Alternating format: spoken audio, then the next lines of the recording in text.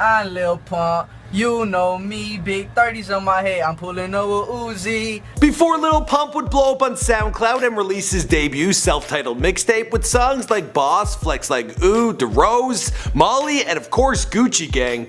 Gucci gang, Gucci gang, Gucci gang, Gucci gang, Gucci gang, Gucci gang, Gucci gang. Before picking a fight with J. Cole, getting a co-sign from Lil Uzi Vert, and collaborating with the likes of Lil Yachty, Chief Keef, 2 Chainz, Gucci Mane, Rick Ross, and of course Smoke Perp. Obviously, you know, Lil Pump, that's my brother, like, that's my brother. Before Lil Pump was dubbed the Trapper of the Century at the age of just 16. Smoke Perp, aka Lil Water, you know how the we coming. Shout out Cole Bennett. Before he built up a following of over 4 million on Instagram, where he shares glimpses of his Xanax-fueled lifestyle, posing with money, guns, and a whole lot of cough syrup. Lil Pump grew up in South Florida, a serious troublemaker who sold and used drugs and got kicked out of virtually every school he ever attended. He got kicked out of one middle school for beating up a girl, and kicked out of an Opportunity High School for apparently starting a riot. He started a riot. They closed the whole school down. There was helicopters in the school and was getting stabbed and They had K9s and While Lil Pump loved listening to rappers like Chief Keef and Lil B, he never really planned to becoming an MC himself until 2016, when it was already beginning to happen for him. Basically, the rap career, it fell into his lap, and it probably never would have happened if it wasn't for his close relationship with an older boy he met when he was just 13 years old. What's going on, guys? My name is Michael McCrudden, documenting the life and career of Lil Pump prior to fame, here for you on Before They're Famous. Now, I gotta give a big shout out to SeatGeek because they sponsored this video, and I've covered a ton of rappers in the past. You can see my hip hop bios by checking out the rappers and hip hop playlist. I've also done a bio on Smoke Perp, so you'll probably want to check that one out as well. But in the meantime, let me know who you want me to document next in the comments down below, and you can always hit me up on Twitter or Instagram at McCruddenM.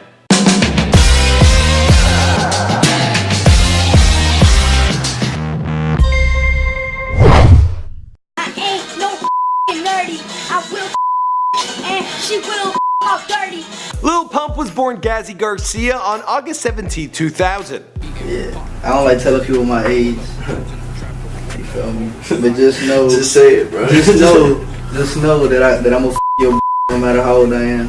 Gazzy was born in Miami, Florida, and grew up in Miami Gardens. Now, not a whole lot is known about his early childhood, but I did find out when he used his first cuss word. So when I was like 8 years old, my mama was like, boy, go do your homework. I was like, I is do my work. Also on Instagram, he shared this picture of his elementary school. Okay, that's probably not his actual school, and it's hard to trust the lyrics of his song Elementary, in which he describes his formative years like this: I've been selling bricks since elementary, I've been hitting licks since elementary. But we do know that Lil Pump had been listening to rap songs before he got into freestyling, and looked up to artists like Chief Keef, Lil B, and Fredo Santana. Now, we have done it before they were famous on Chief Keef, it needs an update, and we haven't done Lil B or Fredo Santana, so maybe I'll get to work on those. In fact, Lil Pump got into some serious trouble back in middle school, and it all started because of a Chief Keef song. Pump was listening to the track Don't Lie, and a girl decided to give him a hard time for it. She put gum in his hair, and his response was, well, I'll let him tell it. I got up and I beamed the out of that bro. Now, in that interview, Lil Pump continued that this isn't something he would usually do, so let's move on.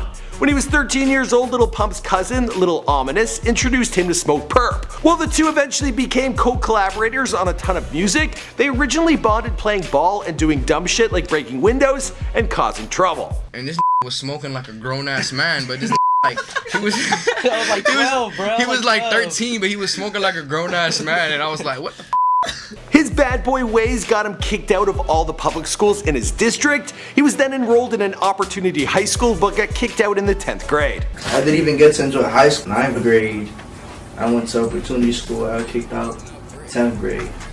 Just like fighting, dumb shit.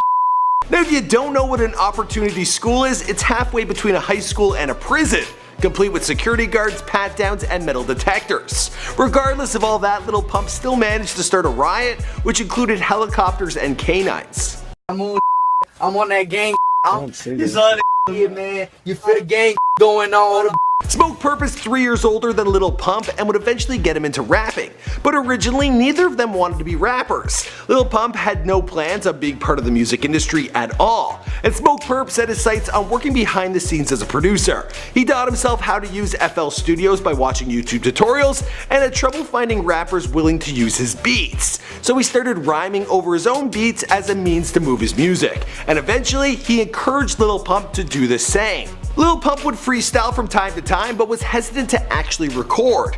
As I said, he really didn't plan on becoming a rapper, but eventually Perp convinced him to give it a shot. And then he was like, nah bro, you better record right now. And then he just dropped the beat and I just freestyled that and I released it. The track Pump was uploaded to SoundCloud, but the boys still weren't taking it all that seriously. They had other ways of making money, like Lil Pump's gig dealing Xanax. But then they looked online and their numbers were starting to climb. He would later tell XXL, "After I released it, it had like 10,000 views. I couldn't believe it. That shit is nothing now." Then it started to go up and now it's at 6 million. Just seeing everybody with me, I was like, why not? More tracks would follow, including 30s, Elementary, Ignorant, Gang, and Drumsticks. Now I can't be totally sure in what order these tracks came out because SoundCloud has been removing a whole lot of his songs. Lil Pump has received over 5 million streams on his track Movin' before it disappeared. Broke My Wrist was also taken down. Regardless, after producing a couple tracks, Lil Pump had a growing fan base of listeners, so he would pump out more songs and got to work on his first music video. His popularity on SoundCloud earned him recognition in the underground rap scene in South Florida, and he co-headlined the No Jumper Tour in 2016. He's done a ton of shows since and has a few coming up, so if you're planning on catching him live, let me tell you about the best way to get tickets at the best price. It's called SeatGeek. Boom! This is the world's largest event ticket search engine. What they do is search all the ticket prices available on the web to find the absolute best seat at the best price. SeatGeek puts out a 1 to 100 score to let you know if you're getting a good deal or a bad one. Green means good, red means bad. Now because you guys have all been amazing subscribers, I actually got you $20 back when you use the promo code FAMOUS. So go in there, sign up now, grab some tickets, and save yourself $20. And you can use SeatGeek to find tickets for virtually any concert or sporting event, so definitely check it out. A link is down below. Now let's get back to Lil Pump. With his newfound fame, Lil Pump decided to change things up, dyeing his hair blonde and pink. Which makes me question why he got so mad at the girl who put gum in his hair. I mean, later he'd be sporting that look. Anyway, meanwhile his social media began to take off. He would entertain his fans with some pretty outlandish posts, which resulted in his Twitter account being suspended twice. Other bad news would come when some dude got a hold of his backpack. I got his passport. But shut it, yeah. That's like Pump. Ain't this you, Pump? And that's how we know his name. But by now, Lil Pump had too much going on to care about a few haters. He was touring the country performing on stage, he got some love from XXL, making his pledge for the 2017 freshman class. He didn't make the list, but is considered a serious contender for 2018. Lil Pump released the single DeRose and Boss in early 2017, which were major hits, racking up a collective 85 million streams. The music video for DeRose was produced by Chicago-based Cole Bennett, who has also worked with the likes of Famous Dex, Lil Xan, Ski Mask the Slump God, and Trippie Redd. But his most popular video on YouTube is Lil Pump's DeRose, which was released on January 30th, 2017, and at the time of this recording, has over 74 million views.